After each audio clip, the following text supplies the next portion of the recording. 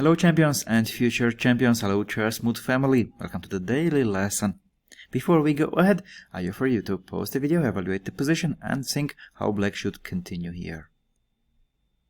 Okay, the material is equal, however here black has a bishop pair advantage, 2 bishops against 2 knights.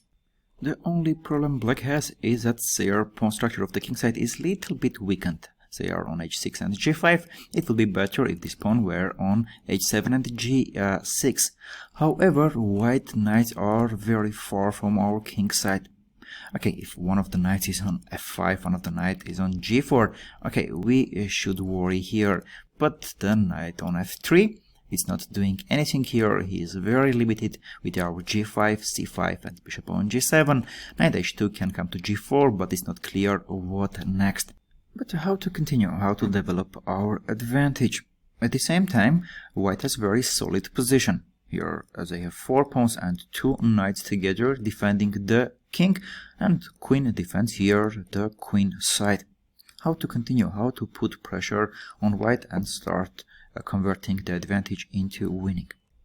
Okay, often we will find ourselves in such a situation when we have advantage but opponent's position is solid and we don't know how to break through. The key is somehow create weakness in opponent's camp and then start pressuring. Let's see now where we can create weakness.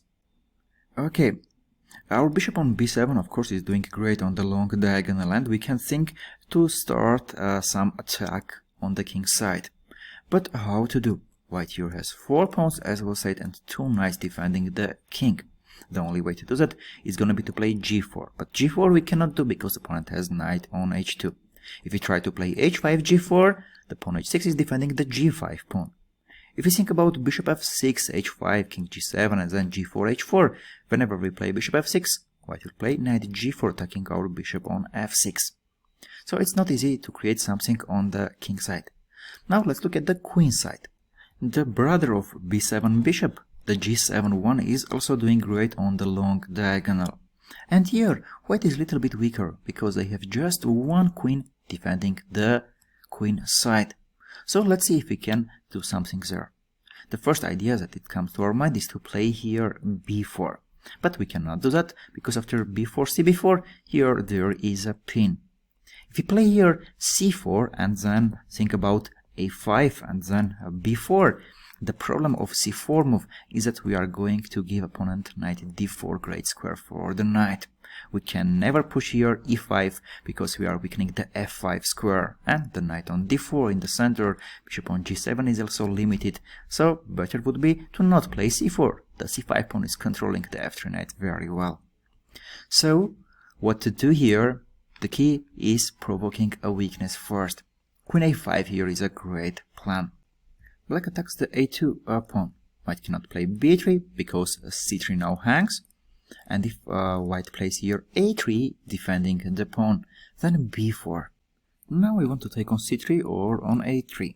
If white takes the b4 2 time, then after queen b4, white has their first weakness, the b2 pawn. After b4, if white takes a b4, c b4 and plays c4, now looks like they here have a postpawn, but still we created the opponent's first weakness. We can play queen a2 attacking it, and then a5, a4, a3 creating our postpawn. Or to play simple, queen c5 and then a5, a4, a3, and here we are going to use the strong bishop on g7. And comparing to the initial position, white position is not solid anymore. After queen a5, if white plays here queen b1, not touching any of their pawns, then anyway we go b4. Now if white takes c b4 after queen b4, we are attacking the b2 pawn. After b3, first we can play here c4. And then after exchanging this pawn, here is the first pawn which we can attack in future at some point playing bishop d5. Or we could play here a5, a4, creating here a weakness. After queen a5, queen b1, if after b4 white plays here c4, then still white has their first weakness, the b2 pawn. Queen is here should be to defend the b2 pawn, and let's say after queen b6, if white plays here b3, so the queen is again free, we can play a5, a4, again creating weaknesses in opponent camp. Black has a big advantage still, as there should be a work for converting it into a win, but here is the key. When opponent has a solid position and we have a big advantage, we need to somehow create opponent's first weakness, and then slowly we will push further.